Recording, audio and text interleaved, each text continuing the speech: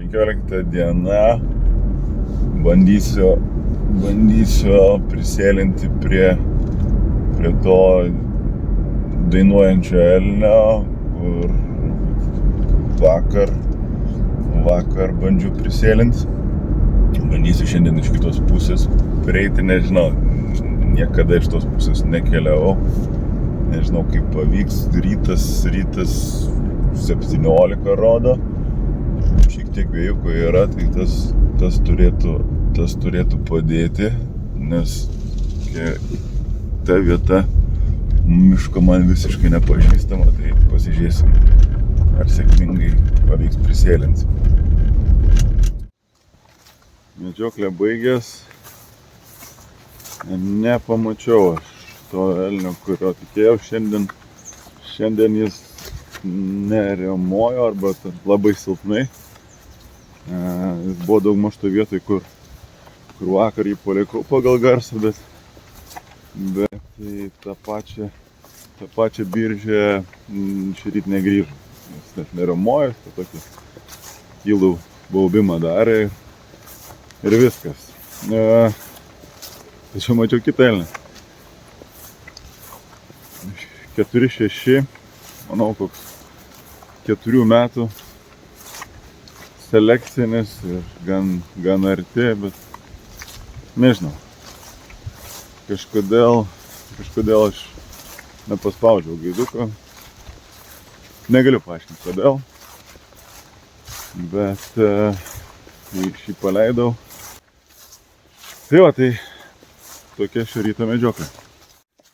15 diena, paskutinis vakaras mano 2 savaičių medžioklės nuotykyje. Šį rytą aš nesumedžioju elnio, bet sumedžioju kitą kolegą ir išnaudojom paskutinį limitą Satkų miške. Tai dabar persikeliam į Mikaičių mišką. Bandysim pasižiūrėti, kas čia vyksta. Kolega anksčiau čia yra buvęs, nieko ypatingo mūsų plotuose neaptiko, bet kągi, paskutinis vakaras, reikia kažką pabandyti.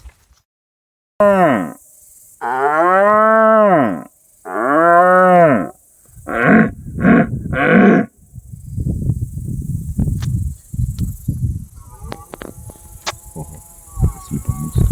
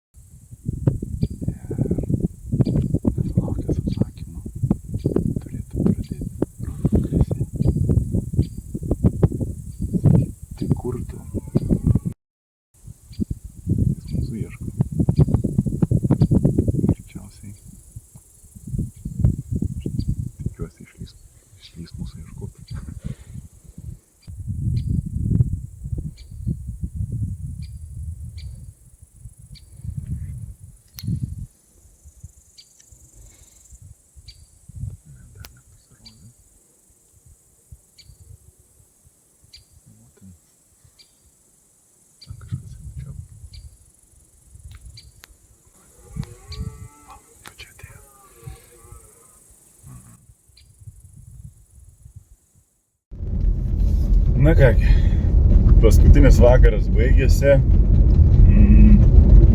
Nieko nematėm, bet užtat girdėjom įspūdingus balsus. Buvo to biržė, kur sėdėjom, pavyko gan arti prisitraukti 2 elnius. Vienas tikrai įspūdingų balsų. Jeigu ne tas įspūdingų balsų, aš manau, tą jaunesnį galbūt netgi pavykę išsitraukti biržę. nes jis jau buvo visai šalia mūsų, dar kaimyninėse plotuose ganėtinai gerų balsų vienas riaumojo, taip kad nors nieko nemačiau, bet vakaras tikrai pavyko pasišnekėti, paprovokuoti elnius, išgirsti nuostabių balsų, taip kad vakaras tikrai pavyko. Bandysiu gal dar rytoj ryte čia sugrįžti, pasižiūrėti, nes mūsų plotuose tikrai yra įspūdingo balsų savininkas, nežinau, gal pavyks jį pamatyti.